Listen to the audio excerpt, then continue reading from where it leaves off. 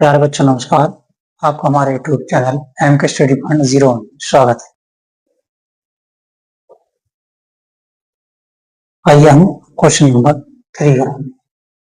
Question number 3 आवाज गुणनखंड विधि द्वारा निम्नलिखित पूर्णांकों के एचसीएफ तथा एलसीएम ज्ञात कीजिए। तो आप क्या करेंगे, इसमें 3 पार्ट आपको दे रखे हैं, पहला पार्ट, दूसरा पार्ट, तीसरा। आपको पहले पहला पार्ट में डालें सोल्यूशन 12 पर इस तरीके से लिख सकते हैं। आप चाहो तो कुछ नहीं आता तो आप क्या करो, 12 सीधे 2 से काटो, 2 छः 12, 2 3 6, 3 एकम 3, यानी एक भी आ रहा, ध्यान रखना इस चीज का। अब 15 आप क्या करेंगे, आप वैसे किससे कटा, 3 से कटता, 3 पंजे 15, 5 एकम 5। ठीक, अब हम क्या करते हैं, 21 को काटें तो हम किससे काटेंगे बेटा, 3 से, 3 एकम 3, 3 सत्ते 21, 3 सत्ते 21, 7 एकम 7। तो हम कह सकते हैं इसलिए 12 बराबर 2 बड़ा 2 बड़ा 3 बड़ा 1, लिखेंगे हम 15 बराबर 3 बड़ा 5 बड़ा 1। अब लिखेंगे हम 21 बराबर 3 बड़ा 7 बड़ा 1। अब आप क्या करेंगे, अब आप तीनों में देखो माइनस कौन सा, एक तो 3 में है और साथ में 3 3, इसलिए HCF निकाला था, HCF बराबर HCF और LCM तो निकाला, तो हम क्या करेंगे बेटा, 3 गुणा 1 गुणा कर देंगे, हमारा आ जाएगा 3 एकम, हमारा HCF निकल गया। अब निकालेंगे हम LCM तथा LCM में क्या करेंगे, जो तीनों में कॉमन था उसे एक बार 3 गुणा 1, बचा इसमें क्या 2 गुणा 2, मैंने दिया 2 गुणा 2, इसमें क्या बचा 5, इसमें क्या बचा 7। हम क्या करते हैं, गुणा कैसे करेंगे हम, 3 दूनी 6, 6 दूनी 12, 12 पंजे 60, और 60 की गुणा हम 7 से करेंगे, जीरो हटा के मान लो 7 6 42 यानी 420, गुणा करने पर हमारा 420, यानी आपका HCF आ गया 3 और लासा यानी LCM आ गया 420। ये पहला क्वेश्चन का हो गया। अब हम क्वेश्चन नंबर 2 सॉल्व करते हैं। लिखा है आपका 17, 17 को हम लिख सकते हैं, कोई फैक्टर वैसे होगा नहीं, तो a गुणा 17, 17 एकम 17। 23 को लिख सकते हैं हम a गुणा 23, और 29 को लिख सकते हैं हम a गुणा 29। तो फैक्टर वैसे हो नहीं पाएगा, सबके गुणा में क्या है 1, तो हम लिखेंगे इसलिए HCF, तो एक तीनों में कॉमन है, तो HCF क्या हो गया आपका 1 हो गया, आंसर होगा। अब आपको निकालना है LCM, तो LCM निकालने के लिए LCM बराबर जो कॉमन से एक बार लिखा, बाकी बचा हुआ सब लिखिए, 17 गुणा 23 गुणा 29। अब आप इनकी गुणा करेंगे, गुणा क्या करेंगे आप करके देखिए इस तरीके से। हम क्या करेंगे बेटा, देखो हमने लिखा 23, लिखा 17, 17 से डायरेक्ट 17 3 51 था 1, वहां से लगा 5, 17 दूनी 34, और 34 से 5 जोड़ेंगे तो कितना आएगा 34 और 5 48, यानी 391 आ गया। 391 आ गया, आप क्या करेंगे, आप इसे गुणा करेंगे 29, 29 से गुणा होगी तो 9 एकम 9, 9 में 81 का 1, वहां से लगा 8, 9 3 27, और 27 8 35, उड़े इससे गुणा 10 लगा 2 एकम 2, दोनों में उठा के 8, असले 2 3 6 और 7, 9 3 और 5 13 भी 3 हासिल लगाइए, 7 3 10 और 11, हमारा है 11,339। तो आपका लगा आ गया 11,339, यानी हमारा दूसरा पार्ट भी इसका हो गया। अब हम करते हैं तीसरा पार्ट। तीसरा अपन करेंगे। सबसे पहले आपने ये 8 लिखा है आपका, 8 को काटो। सोल्यूशन डालना जरूर, प्रत्येक बार में सोल्यूशन डाल देना। चलो मैं डाल देता हूँ यहाँ पर सोल्यूशन। कभी बोर्ड एग्जाम में करें तो आप बिल्कुल क्वेश्चन खत्म होने के बाद फिर दूसरा शुरू करें, लाइन खींच कर यहाँ पर ना करें। मैं बोर्ड पे कर रहा हूँ इसलिए करके दिखाऊंगा। 8 लिखा है, 8 को हम क्या करेंगे, 2 से 2 चौक 8, 2 दूनी 4, 2 एकम 2। ऐसे हम 9 और लिखा है, 9 को क्या करेंगे, 3 से काटेंगे। 3 दिया 9, 3 एकम 3। जब तक 1 आना है तब तक काटते रहते हैं। अब 25 को काटिए, ये 5 से कट रहा है, 50 25, 5 एकम 5, तो हम ले लेंगे।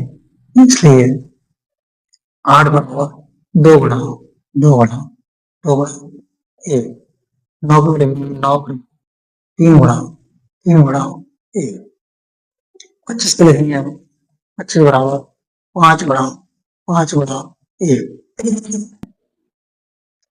और हम देखेंगे बेटा, इसलिए HCF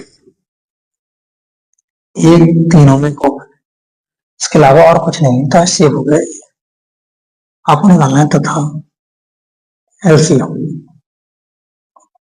तो LCM के बीच में जो कॉमन है सही कौन लिया, बाकी बच्चों का सब लिख दिया।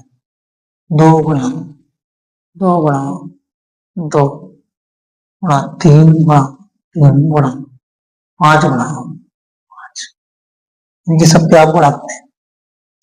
2 दूनी 4, 2 8 और 8 3 24, 8 3 24 और 24 3 कितना होगा आपका 72, 50 25।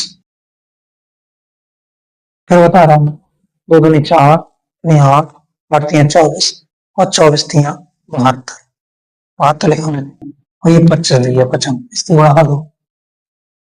क्या करेंगे आप, डायरेक्टली शक्ति में 25 दूनी 50 का 0, कहां से लगेगा 5, 25 सत्ते 175, 25 अट्ठे 200 होता है, 25 सत्ते 175, हाथ से क्या था आपका 5, तो ये हो गया आपका 180, यानी टोटल आ गया हमारा 1800। ये आ गया हमारा 1800, लाश आ गया हमारा 1800। तो आप क्या करें, वीडियो पॉज करके इसे नोट कर सकते। तो आइए प्यारे बच्चों, अब क्वेश्चन नंबर 4 हम करते हैं। क्वेश्चन नंबर 4 दिया है, HCF 306, 657 बराबर 9। इसका मतलब ये हुआ, दो संख्या है 306 और 657, जिसका HCF अर्थात मासा आपको 9 दे रहा। अब इन दोनों संख्याओं का LCM मतलब लासा आपको निकालना। तो आप जानते हैं, आपने डाला सॉल्यूशन, क्या जानते हैं आप कि चूंकि दो संख्याओं का गुणनफल बराबर लासा गुणा मासा, LCM का मतलब लासा, HCF का मतलब मासा। आप क्या करेंगे, दो संख्या अपनी कौन कौन सी है, 306 गुणा 657, ये सूत्र होता है दो संख्या गुणनफल लासा गुणा मासा, जो कि हम पिछले वाले सवालों में 30 में करा रहे थे। 306 गुणा 657 बराबर LCM आपका निकालना है, LCM क्वेश्चन मार्क मतलब निकालना है, तो लिखिए LCM ऐसे गुणा HCF, HCF आपका दे रखा है। अब यहाँ जो गुणा में है वो इधर आएगा तो क्या हो जाएगा, बटे में। 306 गुणा 657 बटे में 9, यहाँ केवल है LC। अब आप क्या करेंगे, आप 9 से डिवाइड कर लो, इसको कर लो चाहे इसको कर लो, इसको करेंगे गुणा डिवाइड, तो 9 एकम 9, 9 सत्ते 63, 9 सत्ते 63, हमने काट दिया ये पूरा, बचा यहाँ पर कितना 2, 2 बचा तो यहाँ हो गया 27। 9 तिया 27 यानी 73 आ गया। 306 गुणा 73 बराबर एलसीएम। हम क्या करेंगे, हमारा आ गया एलसीएम बराबर इंप्लाइज, इसको हिंदी में एचपी बोला जाता है। एलसीएम बराबर 306 गुणा 73।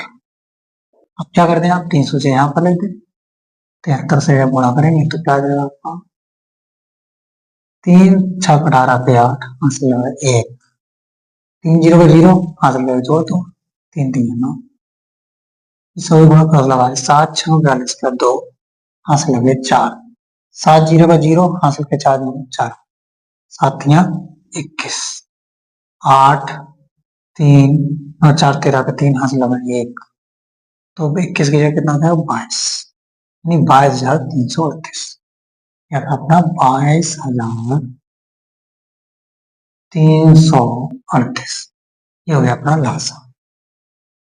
तो इन दो संख्याओं का लासा कितना आ गया अपना 22,338, यही अपना आंसर।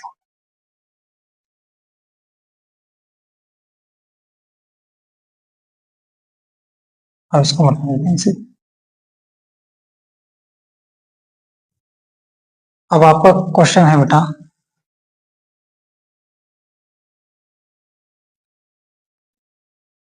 जांच कीजिए कि किसी प्राकृत संख्या n के लिए छज्ञात n अंक 0 पर समाप्त होता है या होती है, तो हम क्या लिखेंगे, चूंकि कोई संख्या अंक 0 पर तभी समाप्त होती, कोई संख्या अंक 0 पर तभी समाप्त होती है जब उसके गुणनखंड 2 की घात n गुणा 5 घात n के रूप के हों। अर्थात कोई संख्या के लास्ट में 0 तभी आता है जब उसके गुणनखंड 2 की घात n 5 घात n के रूप में हो। इसका मतलब हुआ कि 2 और 5 होना जरूरी। क्यों? क्योंकि मुश्किल गुणनखंड 2 5 होगा तभी तो 0 आएगा, 2 5 10 लास्ट में 0 आ गया। ठीक, हम लिखेंगे इसलिए, और 6 की घात n, 6 की घात n को हम लिखेंगे तो इसे लिख सकते हैं 2 गुणा 3 की घात n, 2 3 6, यही तो आ रहा है। तो यहाँ पर ये आ जाएगा आपको 2 की घात n गुणा 3 की घात n, दोनों पे n घात आ गई। अब 2 की घात 3 से करो तो 6 आ रहा है, मतलब यहाँ पर 2 तो है मगर 5 नहीं, और खंड में 2 और 5 का होना जरूरी। तो हम क्या लिखेंगे, अतः इसके रूप का है नहीं, यानी चाहे 2 घात n 5 के रूप का है, कोई रूप नहीं है, तो क्या लिखेंगे, क्योंकि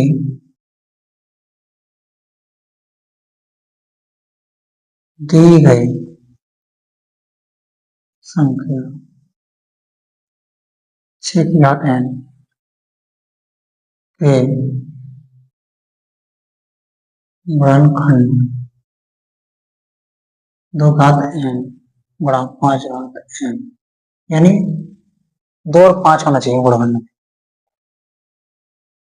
के नहीं, यानी दी गई संख्या जो थी 6 घात n, इसके गुणनखंड 2 घात n और 5 घात n के रूप के नहीं है,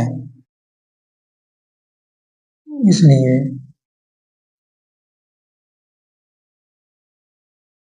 ये अंक 0 पर समाप्त नहीं होगा। समाप्त जगह नहीं बची, यहाँ पे मैं लिख दे रहा हूं, समाप्त नहीं होगा। मतलब यहाँ पर जगह कम पड़ गई थी, इसलिए मैंने यहाँ पर लिख दिया अंक 0 पर समाप्त नहीं होगा। आपको समझा दो मैं, कोई भी संख्या अंक 0 पर तभी समाप्त होती है जब उसके गुणाखंड में 2 और 5 हो।